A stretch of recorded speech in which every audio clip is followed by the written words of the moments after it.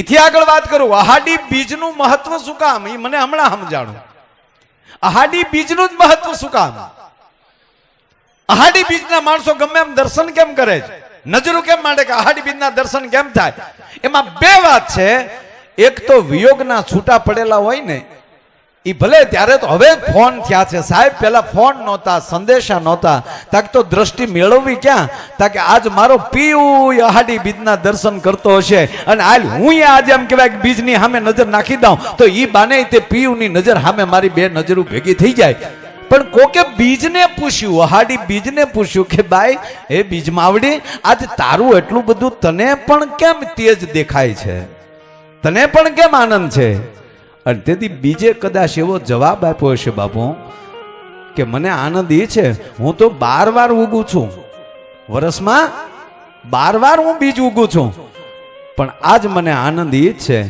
કે આજ હું બીજમાંથી આજ ચંદ્ર ગુરુની પૂર્ણિમા બનવાનો છે એનો મને આજ વધારે હરખ છે હું ગુરુની પૂર્ણિમા બનવાનો છું એટલે માણસમાં રૂપ કેટલું છે એ મહત્વનું નથી ગુણ કેટલું છે એ મહત્વનું છે એનો એક નાનો દાખલો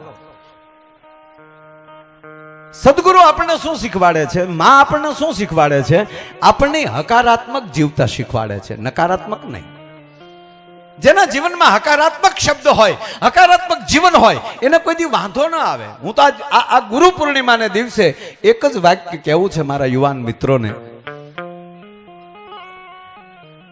કે દોસ્ત કોની હામાં વટ તમારી ઉર્જા અંદરો અંદર કેટલોક સમય બગાડશો અને જેટલા જેટલા બાઇક ઉપર મોટરસાયકલ ઉપર જે મિત્રો નીકળે છે એને હું બે હાથ જોડીને પગે લાગીને કહું છું મેં 11 વર્ષના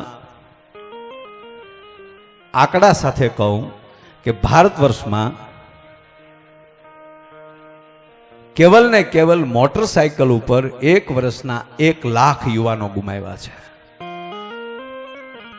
સાંભળી લેજો મૃત્યુ તો એકવાર છે જ તે પણ યુવાન એવું નક્કી કરી લે કારણ કે ઇન્દ્ર ભારતી બાપુ એક જ એવી વ્યક્તિ છે કે એના મંડપ ઉપર તિરંગો લહેરાતો હોય અને બીજું પૂજ્ય મોરારી બાપુની કથાના મંડપ ઉપર એક તિરંગો લહેરાતો હોય આ ભારતી બાપુના મંચ ઉપર ઇન્દ્ર ભારતી બાપુના મંચ ઉપર યુવાનોની ગાથાઓ ગવાય છે એટલે મારા ભારત વર્ષના યુવાનોને વિનંતી કરીને કહું છું કે 20 વર્ષનો યુવાન મોબાઈલમાં એન્ટ્રી પાડતો જાતો હોય અને ટ્રક સાથે અથડાઈ જાય પણ જે જનેતાએ 20 વર્ષનો કર્યો એ જનેતાને તો કોક દી પૂછો ભલા માણા કે તે જન્મ દેતી વખતે દીકરાની પીઠ જોઈ છે અને મૃત્યુ વખતે 20 વર્ષના યોદ્ધાના 20 વર્ષના યુવાનને લાશ જેથી જનેતાને જોવી પડે તેથી જનેતાને એમ કહેવાય કે એ કેટલી એને અંદર બોલી થતી છે મૃત્યુ તો આવશે જ એકવાર પણ મૃત્યુ એવું બનાવી જાઓ કે આપણા ગયા પછી આ રાષ્ટ્ર આપણું એમ કહેવાય કે તિથિ ઉજવે દેશ તિથિ ઉજવે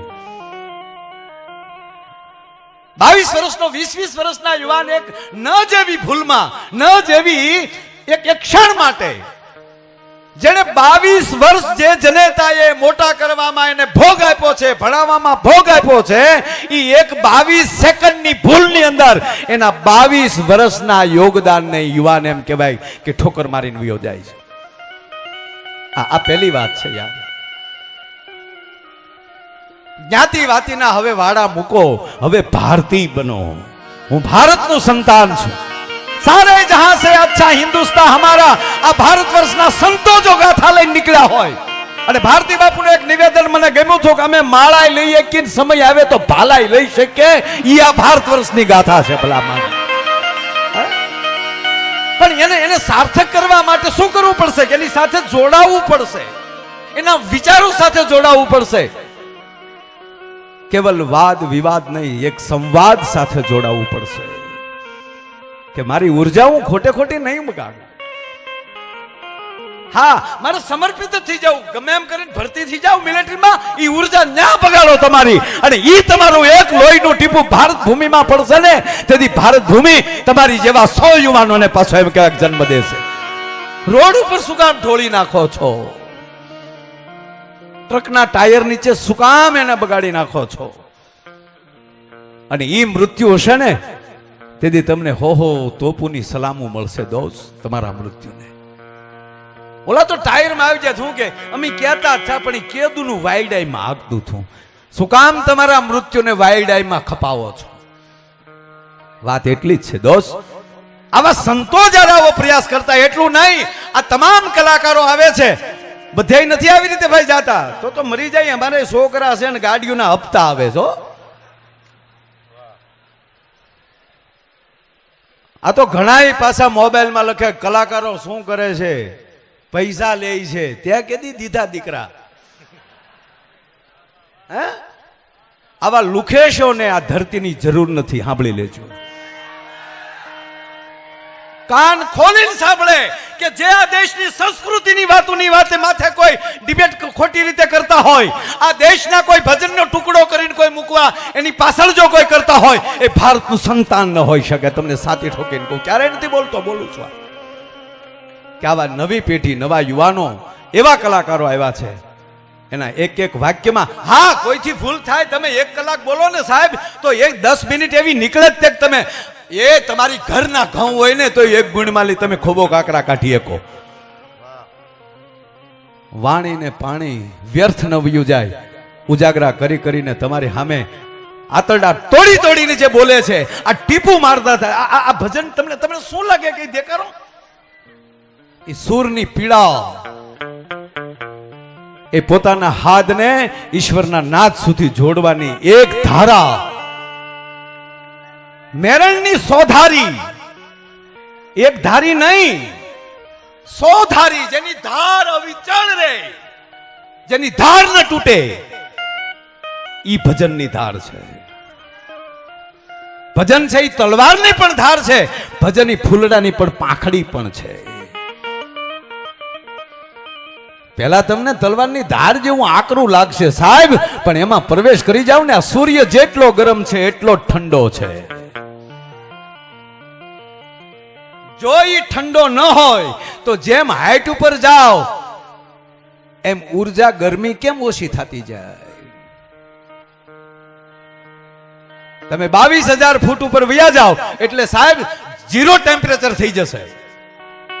જેમ સૂર્યની નજીક જાતા જાઓ એમ શીતળતા વધતી જતી હોય છે. આઘા આઘા રહીને એને ગરમીના પરસેવા વળતા હોય છે. બાકી નજીક આવી જાય ને ત્યાં તો નીરખારા જોઈ મરજીવા ન ફેર મો, અમારા તળિયા તપાસી જો તને કુબેર કંગાળ લાગશે. આ ધરતી મર્દોની ભૂમિ છે. આજની તારીખે બોર્ડર, હમણાં જો થોડાક દિવસ પહેલા બોર્ડરમાં ગયો બાપુ, જ્યાં એનું ફાયરિંગ ચાલુ હતું, પગે લાગી, મંજૂરી લાગી, એ કેમ્પમાં હું રોકાણો અને આ દેશના યુવાનોને મળ્યો. તમને એમ લાગે કે પગાર માટે એનો મિલિટરીમાં ગયા? 20-22,000 રૂપિયા તો આ દેશનો યુવાન ગામના ઝાપામાં કોણી મારીને કાઢ લે. ભલા માણા, એ 20-22,000 ના પગાર હાટું ન જાય, પણ મારા ઈશ્વરે, ઈ જનેતાએ આ દેશના રખોપા હાટું ઝીણ્યો હોય એને રોકી કોણ એકવાનો છે? ભલા માણા, જેને રાષ્ટ્ર માટે મોકલો છે, જેના ધર્મ માટે મોકલો છે. શિવાને ભગવતી તલવાર ક્યારે આપે? આવી ગયો શિવા, આવ તારી રાહ જોઈને બેઠી છું, એના હાથમાં તલવાર આપીએ કે બાપુ શિવાજીની આલરડાની. બાપુ આ મેં શરૂઆત કરી અને એ છેલ્લી કડી વાત કરી અને મારી વાતને મારે વિરામ આપવો છે. એમાં એક શબ્દ છે, દેવાજભાઈ, રાજભા, આ બધાય છે, ગિરીશાપા, શિવાજીએ લખ્યું છે, આભમાં ઉગેલ ચાંદલો જીંજાબાઈને આવ્યા બાળ, અને બાલુડાની માત હિજોળે, અને પછી ધાણા ડુંગરા ડોલે. જ્યાં જ્યાં ન સમજાય મેઘાણીએ સ્ટાર કરી એને નીચે એનો સેજ એનો અર્થ લખ્યો છે, પણ આ ધણેણાટીનો અર્થ એને લખ્યો નથી. મેઘાણીને પગે લાગીને કહું, કદાચ વિચાર એને મોકલ્યો હશે કે ભાઈ શિવાજીનો જન્મ થાય તો ડુંગરા ધણેણે જો ડોલ્યા નથી, ધણેણાટી છૂટી છે. અને પાછો સાંભળજો, ડુંગર એને જ કહેવાય જે ડુંગર ઉપર માં બેઠી હોય. ડુંગર કોને કહેવાય? ગિરનાર ડુંગર મહાન, તો શું કામ? માં અંબા ઉપર બેઠી છે. ચોટીલાનો ડુંગર શું કામ કહેવાય? માથે ચામુંડમાં બેઠી છે. પાવાગઢનો ડુંગર શું કામ કહેવાય? મહાકાળી બેઠી છે. અને તમે સાંભળી લ્યો, પૂજ્ય રામદાસજી ભજને ગીત પૂજ્ય બાપુ અહીં બેઠા, એની પાસેથી મેં એકવાર સાંભળ્યું છે, હું પણ ઘણી વાર બોલ્યો છું એમ, કે આ દેશનો કલાકાર બાપુ જ્યારે સ્ટેજ ઉપર બેઠા હોય ને, તેથી કલાકાર ઉપર ત્રણેય શક્તિ ધારધારા બેઠી હોય છે સાહેબ. લક્ષ્મીના તો ખોળામાં બેઠો હોય છે, આ લક્ષ્મીના ખોળામાં કલાકાર બેઠો હોય છે. અને ઘણા એમ કે લક્ષ્મી માથે પગ, સાંભળજો, નાનું બાળક હોય ને એ પગ તો માની છાતી ઉપર મૂકી શકે તેડે ત્યારે સાહેબ, કારણ કે એના બાળક છે, એ ક્યાં એનો ખોળો મૂકીને ક્યાં જાવ તમે? તો લક્ષ્મીના ખોળામાં બેઠા હોય, સરસ્વતી નાભીમાં બેઠી હોય, અને મહાકાળી અહીંયા કંઠમાં બેઠી હોય, કારણ કે કંઠમાં મહાકાળી ન હોય ત્યાં સુધી થ્રો ન લાગે બાપુ, ટીપ ન લાગે. મહાકાળી જો અહીંયા બેઠી હોય, આ ત્રણેય દેવી ધાર ધાર બેઠી હોય છે. પણ શિવાજીનો જન્મ થાય અને મેઘાણી એમ લખે કે આભમાં ઉગેલ ચાંદલો, જીજાબાઈને આવ્યા બાળ, અને બાલુડાની માત હિચોળે, અને ધણા નાના ડુંગરા ડોલે. ધડે નાટી શેની હતી? શું પ્રલય હતો? તો જે ડુંગર ઉપર માં બેઠી હોય ને બાપુ, એને ડુંગર કહેવાય, બાકી તો ધારું ઢોરા કહેવાય. અને પાછી બીજી વાત કે હવે અહીંયા સ્પષ્ટ લખ્યું છે ડુંગર ડુંગરા ડોલે, ધણા નાના ડોલે જ પાછા. તો ડુંગર ઉપર માં બેઠી હોય. પણ બાપુ શિવાજીનો જન્મ થયો ને, મેઘાણીએ બિલકુલ ખોટું નથી લખ્યું. એ દરેક ડુંગર ઉપર 66 જોગણીઓ, દરેક ડુંગર ઉપર એક એક ભગવતીઓ, દરેક ડુંગર ઉપર એક એક ભવાનીઓ બેઠી હતી ને બાપુ. એ તેથી રાહડે રમતું થયો કે આવ્યો શક્તિનો જીલનારો, આવ્યો ભારતના રખોપા કરનારો. એ ભગવતીઓના રાહડાની પગની ઠેને એને લીધે ડુંગરાની ધણે નાટ્યું બોલતી હતી કે આવ્યો એક જનનીનો જાયો. ઈ આભમાં ઉગેલ ચાંદલો, જીંજાબાઈને આવ્યા બાળ, અને બાલુડાની માત હિંચોળે, અને પછી ધણા નાનું ડુંગર. એ મારા દેશના યુવાનોને વિનંતી કરું કે પોતાની ઉર્જા રાષ્ટ્ર માટે બચાવે, પોતાની ઉર્જા પોતાની એકતા માટે બચાવે, પોતાની ઉર્જા પોતાના ભારતીયપણા માટે બચાવે, અને પોતાની ઉર્જા પોતાના રાષ્ટ્ર ધર્મ માટે બચાવે. આડા આવડા મોબાઈલમાં વાતો કરી કરીને, ખોટી કોમેન્ટ કરી કરીને નહીં, દેશની એકતા. અને આવા મહાપુરુષો, પૂજ્ય ઇન્દ્ર ભારતી મહારાજ, પૂજ્ય બાપુ અહીંયા બિરાજમાન છે, આવા મહાપુરુષો જ્યારે જ્યારે ધર્મનું કાર્ય કરે ને સાહેબ, એની સેવાની ડોલુમાં તેથી તમારી શક્તિ એમ કહેવાય કે સેવામાં વપરાશે ને, તેથી મારો અખિલ બ્રહ્માંડનો માલિક તમને 10 ગણી સેવા આપવા માટે એમ કહેવાય કે શક્તિ દેવા માટે બેઠો. બાકી તો જેવા બાપ એવા બેટા ને વડ એવા ટેટા, એ વાત ખોટી પડે. જો ભાઈએ બહુ સરસ વાત કરી, તમારે જો વાહે રોવરાવવા હોય, પણ હવે તો એવું બન્યું છે ભાઈ, હારી મોર્ગેજ વગર કોઈ લોને દેતું નથી. હા, મને હું તો નાનો હતો તેથી સાંભળતો, મોટા મોટા વડીલો વાતો કરતા, છોકરાઓ આલ્યા માલ્યા રેનો બેહતા. ઈ બુઢિયાને તેદુની ખબર હતી કે વિજય માલ્યા બૂસ મારવાનો અગાઉ કહી ગયા હતા. બોલો, પણ આપણે વડીલોનું માન્યું જ નહીં કોઈ દી. પણ ભાવ વિભોર થઈ અને અહીંયા દરેક કલાકારો પોતપોતાની રીતે આનંદ કરવા માટે, આવી પ્રસાદી દેવા માટે, આજ બાપુ ધરી લોઢાનું બખ્તર, આ બધાને કહું છું, કલાકાર માત્રને કહું છું, સંતોને વિનંતી પ્રાર્થના કરું છું ગિરીશભાઈ, કે આજ ધરી લોઢાનું બખ્તર તમને ભેટવા આવ્યો છું. આપ કહેશો ગાંડો છો ભાઈ, બખ્તર બાંધીને ધીંગાણે જવાનું હોય કે ભેટવાનું હોય? પણ હમણાં જ ગાંડાની વણજાર ગવાણી છે. હા, હું ગાંડો છું. ધરી લોઢાનું બખ્તર તમને ભેટવા આવ્યો છું. મેં સાંભળ્યું છે લોકો આપને પારસમણી કહે છે.